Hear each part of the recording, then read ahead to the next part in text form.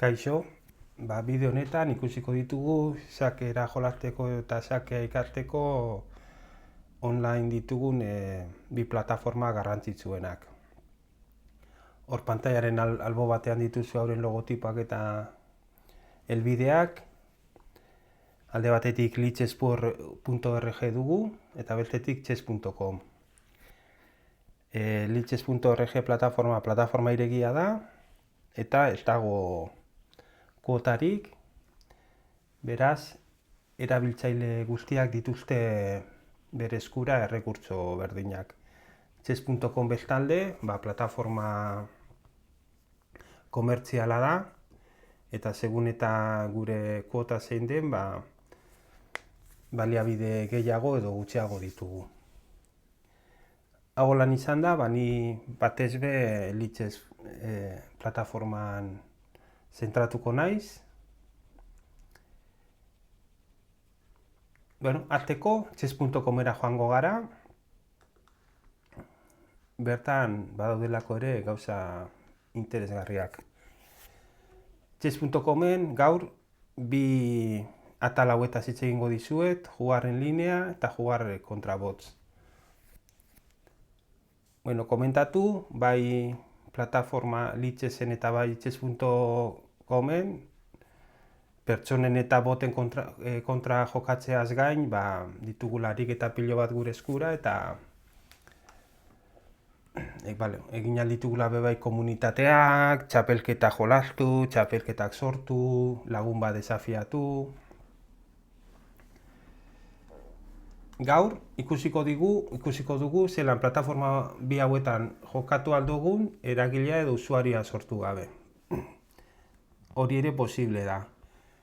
Zeintzuk dira abantaila batzuk eragilea edo usuarioa sortzea? Adibidez, gure partidak gorde egingo direla eragile bat badugu. Edo ointxe komentatu dudana, adibidez, eragilea badugu, lagun batek desafia bi aldu aldigu.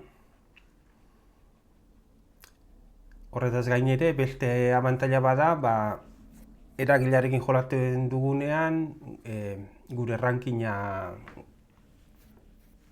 mantentzen dela, eta ikusi dezakegu progresioa.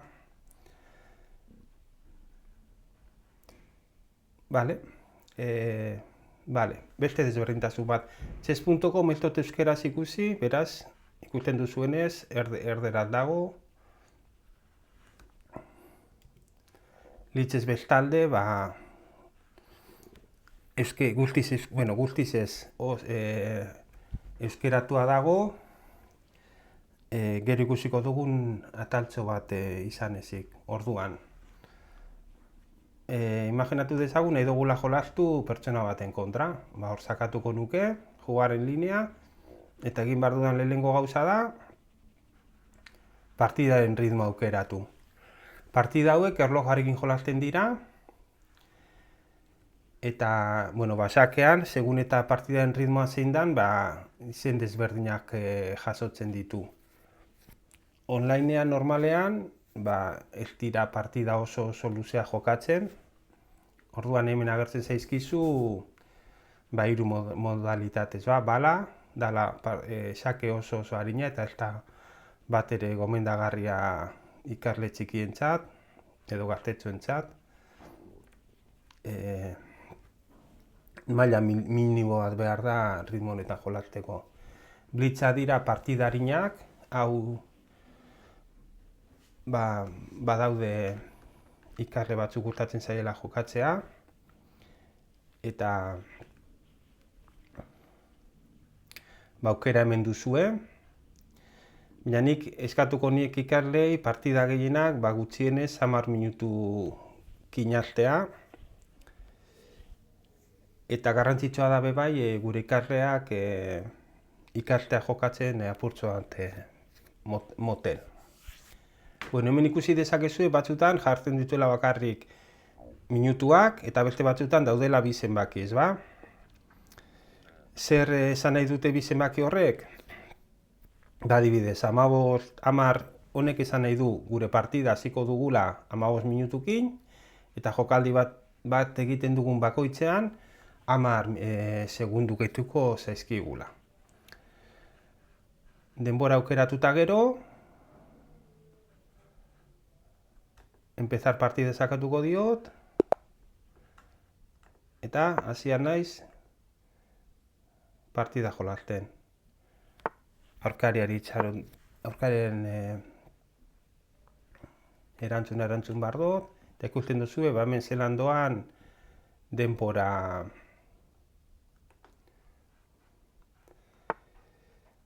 esparkatu jokaldiak adierazten.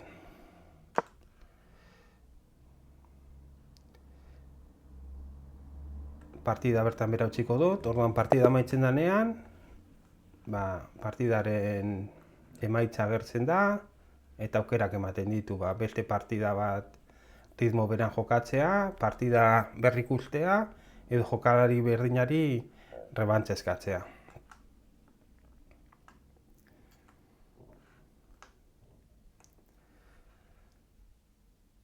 Eta orain boten kontra jolatuko dugu.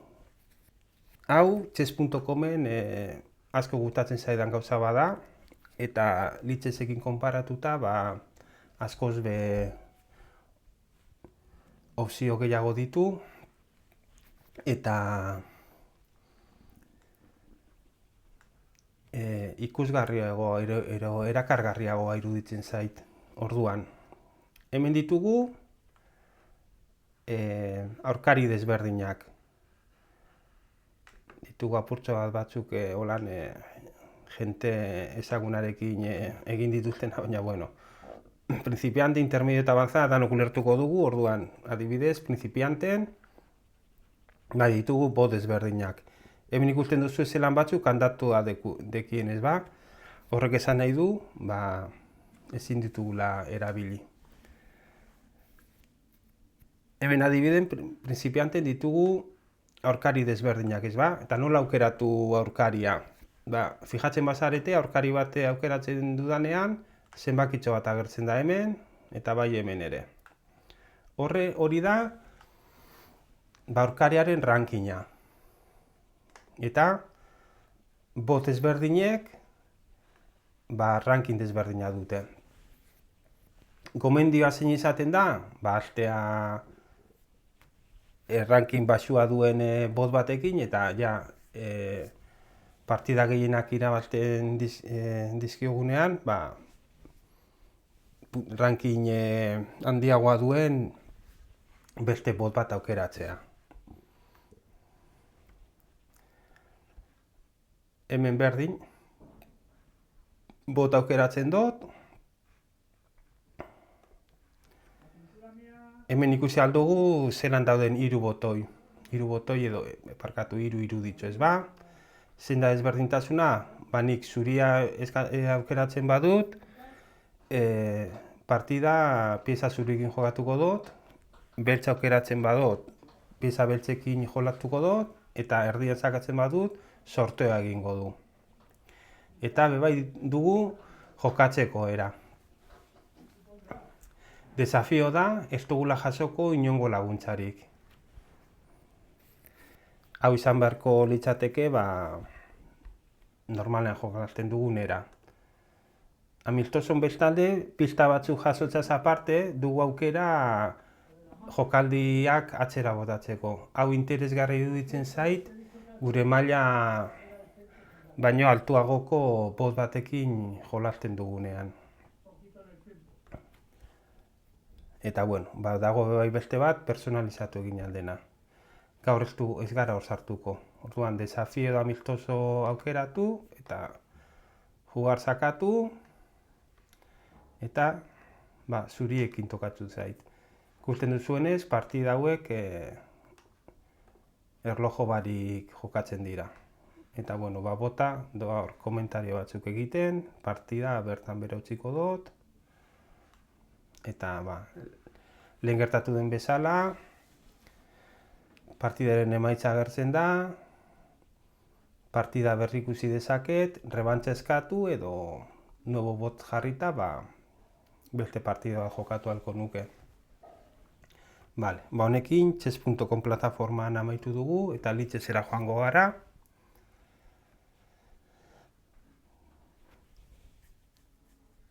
Eta bueno, ba hemen ikusi ditzakegu zelan dauden retransmititzen partida batzuk, hemen informazio pilo bat dago. Lehenengo joango gara partidak jolastera.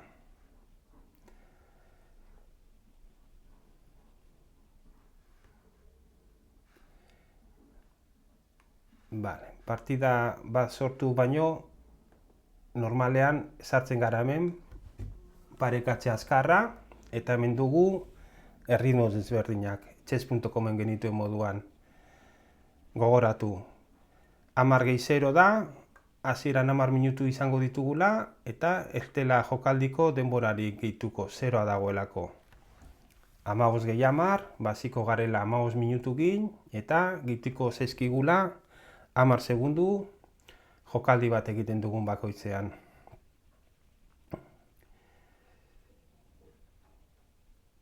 Hor sakatuta,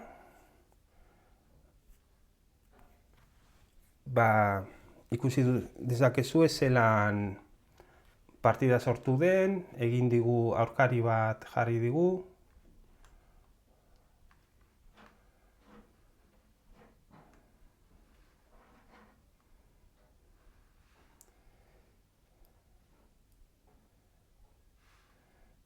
Eso zerreta ondo joan, a ber. Orain bai, orain hilten dit. Bueno, kuriosidadea, denbora udoan bitartean, partida bertan bera utzi dezaket, edo hasian naiteke partida jolasten.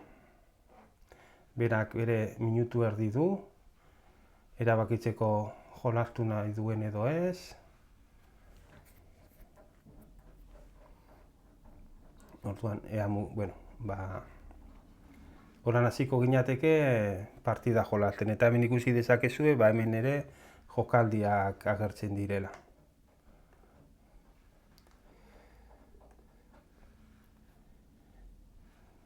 Orduan, partida jolasteko, pertsonen kontra, online dauden beste pertsonen batzuen kontra jolasteko, hemen dugu parekatze azkarra. Ordenagailuaren kontra jolastu nahi badugu, hemen dugu aukera. Hemen zer gertatzen da, edo zer agertzen da beto, partida zenbat minutukin hasiko garen aukeratuko dugu, 15 eta zenbat segundu. Lichessen bakarri ditugu 8 nivel ezberdin ordenagailuaren kontrako. Horregatik, nik boten kontra jolasteko ikasleekin chess.com erabiltzen dut. Gainera holan ere, grazia egiten die boten izenak eta erabiltzea.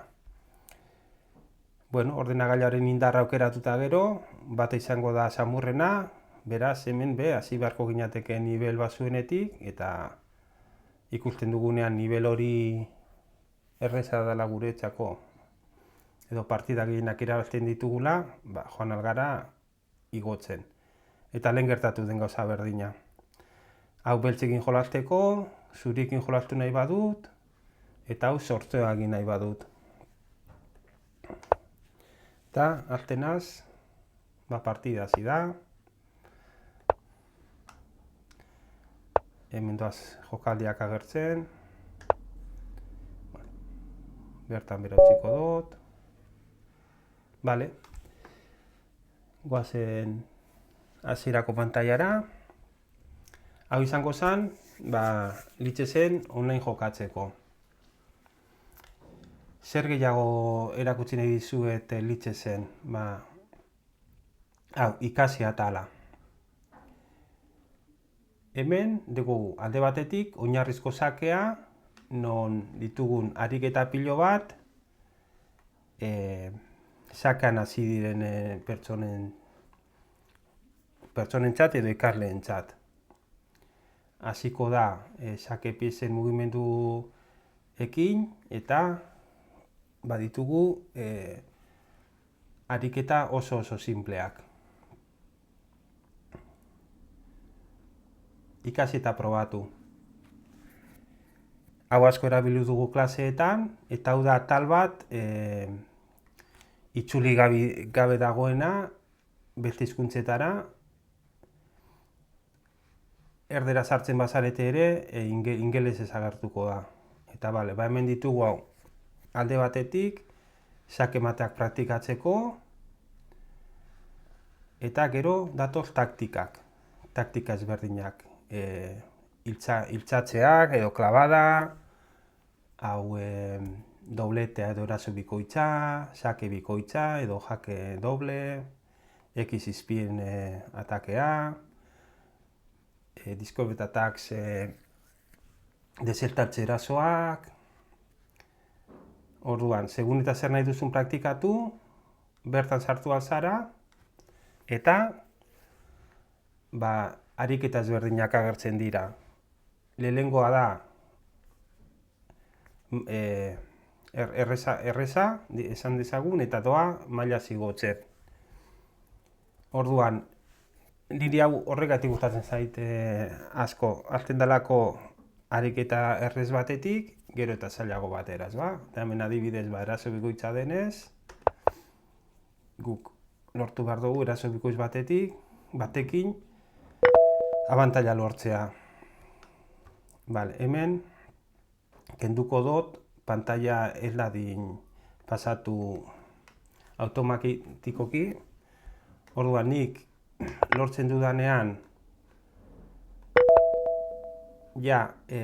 ariketa ondo egitea, hemen sakatuta, urrengo ariketara pasatuko nintzateke, edo apurtxo bat gehiago jarraitu aldut, eta orain, urrengo ariketa. Eta horrela, noa ariketak egiten.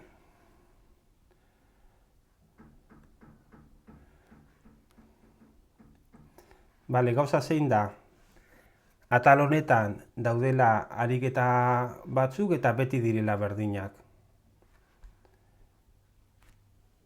Ariketat bat baino gehiagotan egin ditzakegu, baina, bueno, bagia da, igual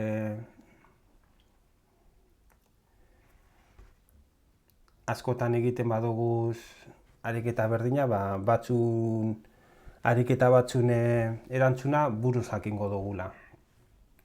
Ikusi dezakezuela, daudela gai pilo bat. Bale, hemen beste gauza batzu interesgarriak daude baita ere, baina beste egun baterako utziko ditut. Eta hemen ariketetan ere daude atal desberdinak hau erakutsiko dizuet ariketen gaiak.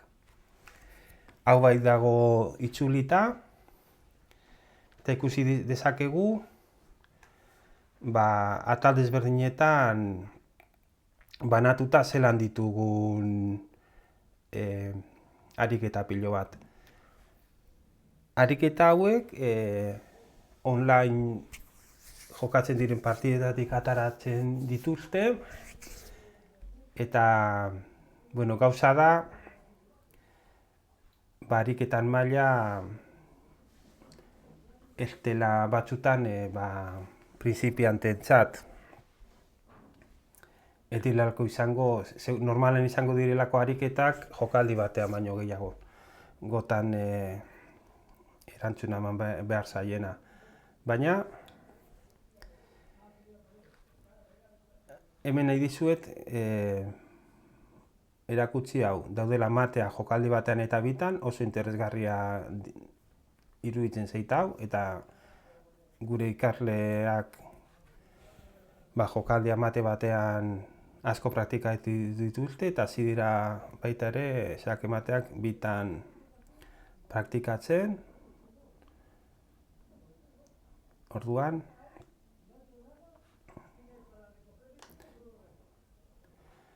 azken mugimendua erakusten digu, zein izan den, eta guk xake matea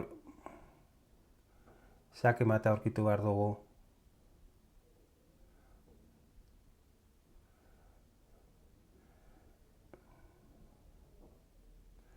Egia da, horre erregina jaten dit. ariketa amaitzen dudanean, hor sakatuta hurrengora noa. Hau da azken jokaldia.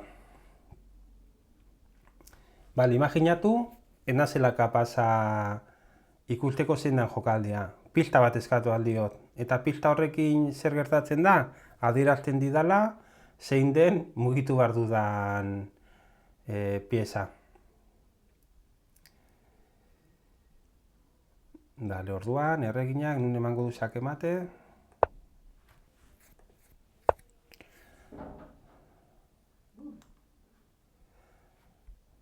Bale, imaginatu. Eta pista emanda ere, enazela kapasa. Ba, erantzuna ikusi dezakegu. Bale? Eta bueno, ba, gaurkoz hori izan da. Bideo gehiago egingo ditut, beste gauza batzuk erakutsiz. Batez be, bueno, ba, partidak berrikustea eta oso interesgarria da baita ere. Eta, bueno, ba, gaurkoz hori da. Agur.